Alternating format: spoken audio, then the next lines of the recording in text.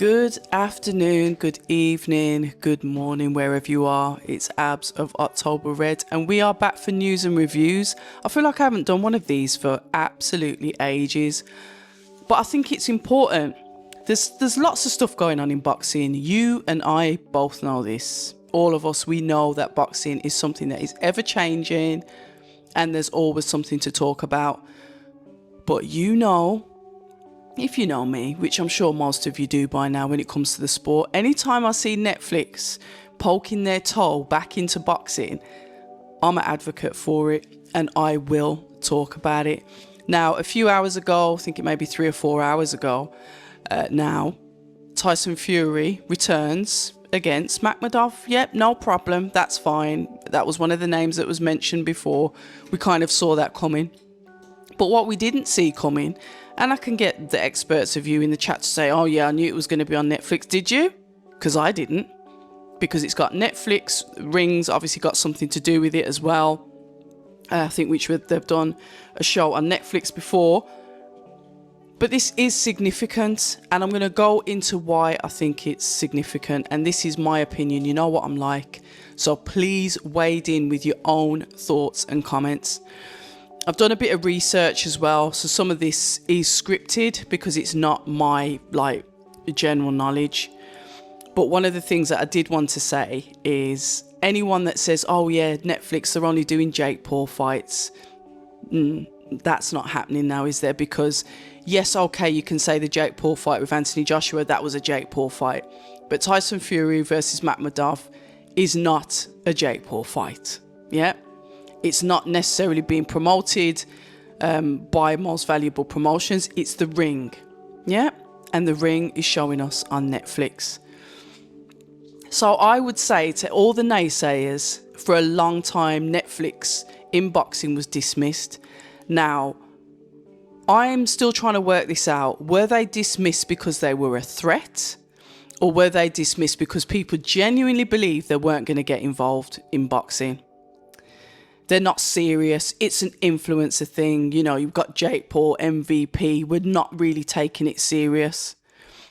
And to be fair, you know, the perception didn't come from nowhere. It was kind of like they were housing those sort of fights, the ones that are going to maximize reach. But I'd say with Tyson Fury, it changes everything now. And Fury isn't just a boxer, is he? Look, let's face it, whatever you think about Tyson Fury, whatever opinions that you've got of him, it's a key shift in boxing that we're starting to see. Tyson Fury is a global personality, yeah? He's crossover, he's known in the US as well as the UK. He had his own Netflix show as well, didn't he? You know, you see all the memes and everything on social media, it's there. So he's a walking narrative. And one of the things that I wanted to make clear, and this is what I do like about Netflix, yeah, is they don't necessarily buy into the sport itself, but they buy into stories of people. And I think that's what we're seeing there. You know, is still about, and he, I think with Fury, you can say that he brings through, you know, casual and hardcore fans. You can look that he's got that crossover appeal, and he's a showman. He's quite entertaining at press conferences. He's like that. He's a character, one for a better word. So when you look at character, when you look at the appeal that he's got, the fact that he's fought in America as well, he's fought Deontay Wilder a couple of times, all of these things, and like I said, he's had his own Netflix show as well. So Netflix know him, they're no stranger to him. So from their point of view, he's content, and that is what they want. So why, you can ask, why does this make sense for Tyson Fury? He's a name, isn't he? He's a brand in himself. Everyone knows who he is. He's had the belts.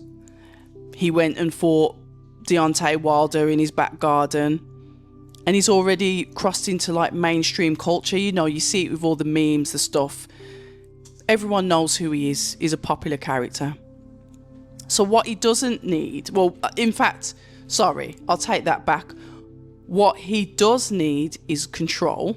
Everyone likes a bit of control. I'd say like the global reach, long-term leverage, and ownership of his narrative. They've already planted the seed with the documentary that they've done with him. Netflix offers something traditional broadcasters can't.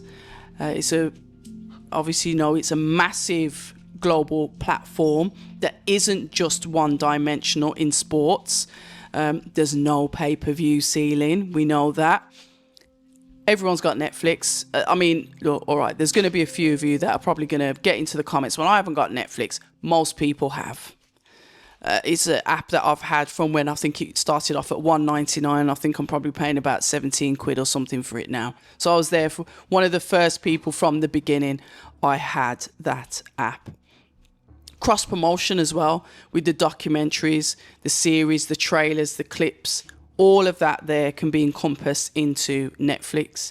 So it isn't just about like a one fight night that he's having with Matt Madoff. It's about brand expansion at a huge scale. A huge scale. It's massive. So a lot of people say, Netflix has obviously heavily been linked with MVP, with the Jake Paul fights. But it doesn't mean that Netflix only wants novelty. It doesn't value it doesn't mean they don't value elite athletes. They're just constantly evolving. And Jake Paul obviously set up that model. Big numbers, younger audiences, non-traditional boxing fans, cultural relevance to the kids. If you've got like teenage kids, probably kids that are in their 20s, that grew up on KSI, on Jake Paul, they grew up in that era. So when you think about it, even though they're on YouTube, Netflix has kind of harnessed that and ran with it, and we've seen a few MVP fights on there. So the way I look at it, and like I said, this is my opinion, feel free to shoot me down in the comments. I said to you, were people in the industry dismissive of Netflix because it was a threat? Or they genuinely believe Netflix had no interest in boxing?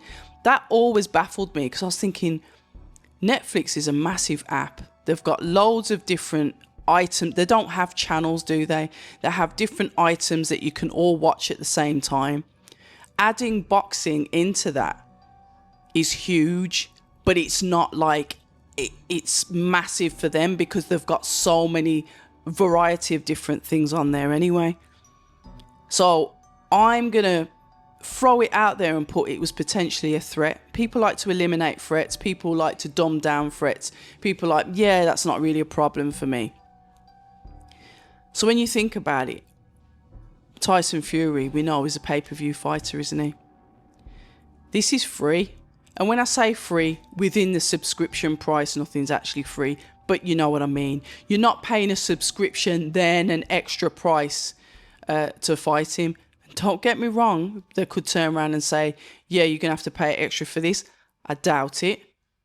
But I'm okay with being proven wrong. So when you think about the traditional broadcasting deals that they've had, the sanctioning body leverage, and just the traditional style of boxing, it just seems to be waning. It seems to be disappearing. Obviously, we've had Zuffa come into the sport. I did a news and reviews on that, to be fair, the other day.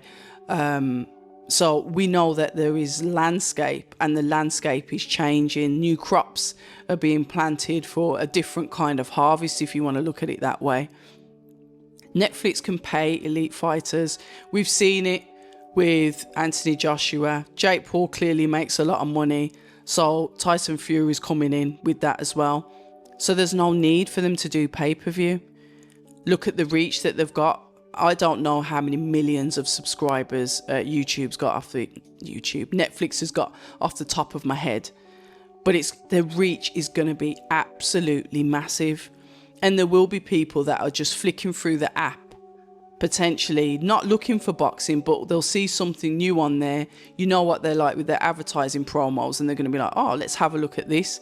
So when you talk about the reach, global reach as well. There's going to be a lot of people tuning in. And I think this is the beginning, and this is just me, the beginning of a potential follow-on. It seems, and there's a little bit of a narrative, and I'm a fan of the belts. I'm not a fan of like different like interim and silvers and stuff like that, but the actual championship belts that are worth something, I think that's great for the sport, because that is your trinket, isn't it? That is your trophy. That is what you're seeking to achieve, and obviously make a lot of money on the way and when you get there, when it comes time to defend it. But are we starting to drift away from belts to like individual branding? Like it's about the fighters, not necessarily what they've got with them. Do they need to still fight for belts? Tyson Fury and Makhmudov are not fighting for a belt, but yet still it's going to be a showcase on Netflix. And because Tyson Fury's retired more than once now, people are going to watch it, and they're going to watch it because guess what? There's no pay-per-view and it's within the subscription. So there's no real risk to him, is there? Because imagine if it was done traditionally on the traditional pay-per-view, there could be that pressure about the numbers, and we can get into that as well. So when we think about the rankings, then where are you in the rankings of the system that we've got to push you all the way up to you becoming a world champion, or whether you're a contender or like I said, the actual champion itself? Are we moving away from that now, and we're just looking at how far, how much reach can this fighter have? How many eyes can we get on this person?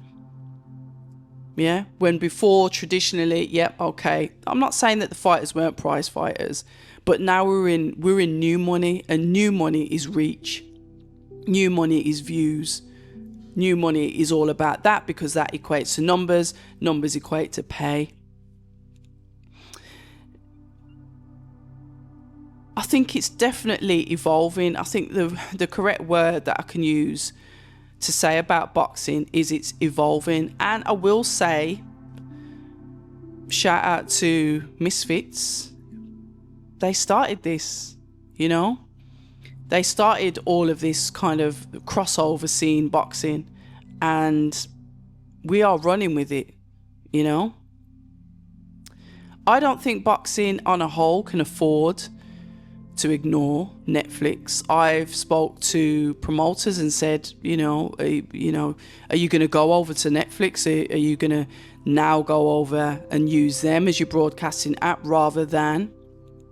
Ben Shalom has been, and I'm not saying he is, but he's been saying, yeah, we've got a new broadcaster and we're going to be announcing it this week and this, that and the other.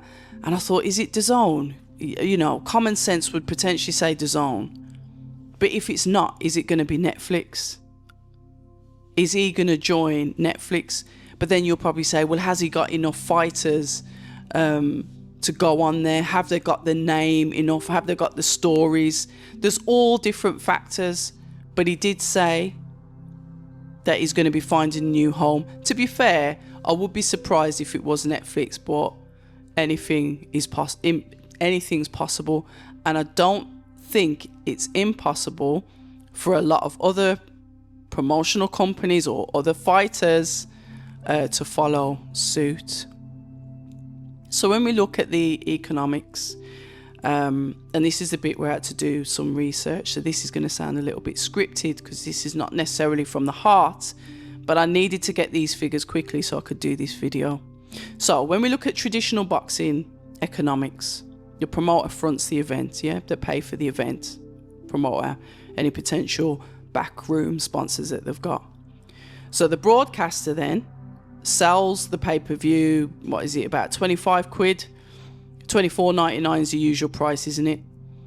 And fans pay each time, if I buy it, if my neighbor buys it, whatever, it's clicking those pay-per-view buys. So it's paying for it again and again and again. And fighters will obviously wait potentially to determine the upside, what their cut is, etc., etc. All of that will come into it. So you can't really predict how it's going to go. And like I said, Tyson Fury is coming out of retirement. And albeit we're all kind of intrigued, would we have parted with 25 quid to watch the fight? Yeah. Potentially younger audiences are not necessarily going to put their hands in the pocket and pay that 25 quid for pay-per-view. And you and I don't need to be a rocket scientist to know that you can stream fights anywhere anyway. So there is, the piracy is wild out there, as you know. Even when I'm doing lives, there's people posting links in my YouTube live saying, yeah, you can watch it here and you can. So we know that. Yeah. And potentially casual fans might drop off quickly. So even if it is a successful pay-per-view buy, how many pay-per-views are we getting? Is it 500,000? Is it 1 million? What numbers are we getting? And it's massive on the marketing spend, because you've got to encourage people to pay that 25 quid for the fight. So loads of effort have got to go into it. And like I said, you know what it's like. You've seen it on Twitter. People are like, oh yeah, I heard it only did a certain amount of buys as that as well. So the hawks are all out watching it. So for someone, when you think about the status of Tyson Fury, even, Anthony Joshua, all of the elite fighters, Alexander Usyk, I mean, gosh, we can get onto that, because is he going to suffer? What's going on there? Pay-per-view upside used to be worth the gamble, but is it worth the gamble anymore? Are we getting to the point where pay-per-view is waning? It's like, And now with Netflix as a competitor stepping in, it eliminates pay-per-view. So if they're getting the big brand names, and that's why I thought Zuffa would have gone to them rather than Paramount. I was convinced Zuffa Boxing was going to go to Netflix, but as per usual, I got that wrong as well. Are we now going to see more fighters choose or go onto Netflix as a broadcaster? Because it flips the model, doesn't it?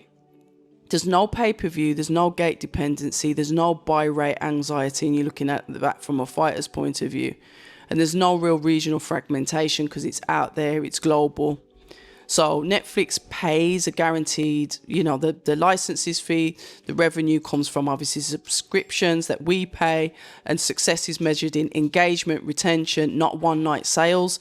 So like I said, when they're doing the stories, you kind of like buy it into the fighters.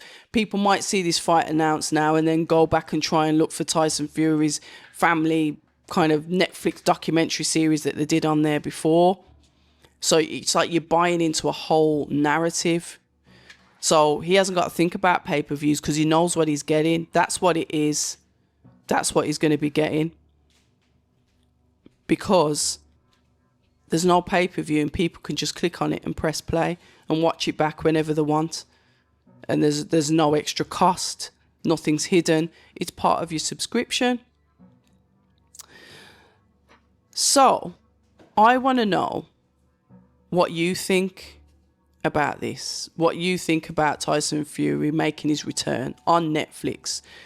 What do you think in regards to boxing? Do you think Tyson Fury's kind of set the way, or you can even say Jake Paul set the way, and other fighters are now going to follow suit? Other promoters potentially could be looking to nail the deals down with Netflix. Are we at the end of pay-per-view?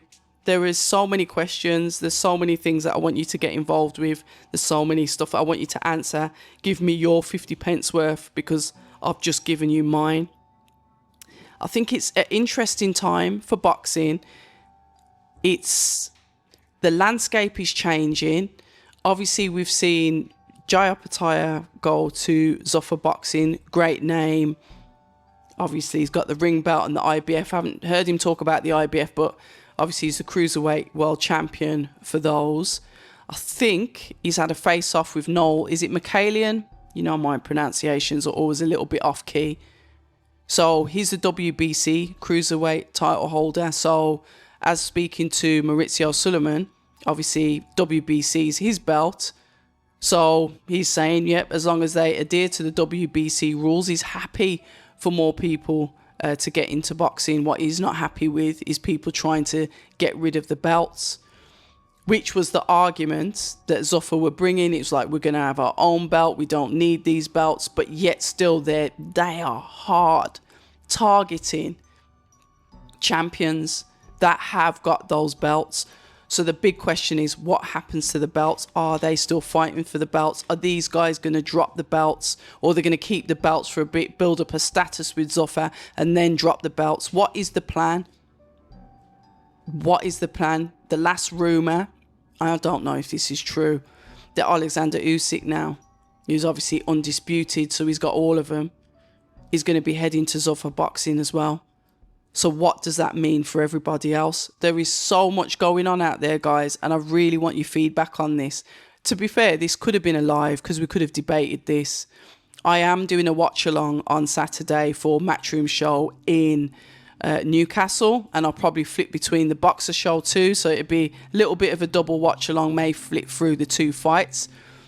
We will discuss this live anyway, but between now and then, please put your comments in. I'm interested in them. I might even read some of these out pre doing the watch along, because you know what it is, it's conversation and commentary, and we do drift off. We tend to mainly focus on a couple of the fights on the card, but this is a great discussion. Let's start it tonight, continue it into the weekend, and as we say at October Red, I'm going to leave you to it now, but stay ready.